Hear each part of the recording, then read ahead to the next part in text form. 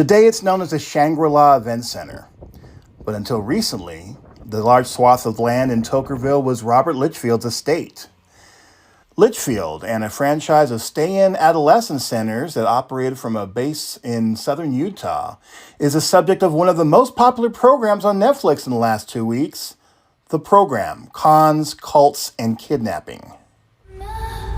I got here at 3 in the morning and they said I was not allowed to talk anymore and you can never leave. The filmmaker and lead subject of the 3-part documentary, Katherine Kubler, spoke to St. George News, recounting being sent by her parents when she was 17 for having some sips of Mike's Hard Lemonade to a residential teen center in upstate New York and held there for 15 months.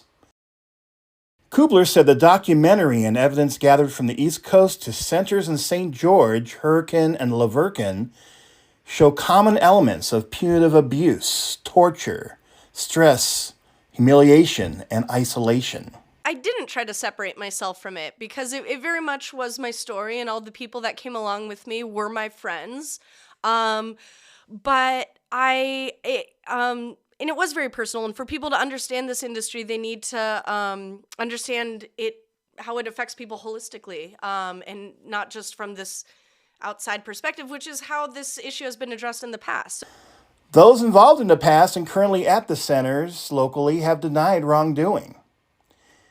And at least one currently operating facility in St. George featured in the documentary calls it one-sided and say they have been unfairly deemed guilty by association for being on the same site as a previously closed center.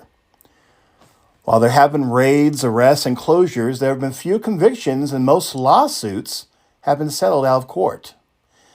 Late in April, the city of Hurricane said it's going ahead with a naming of a new gymnasium complex under construction after Robert Litchfield, despite an online petition drive against it. Kubler said the goal of the documentary was to prove that what she went through really happened, but she says she wonders whether people in southern Utah will care.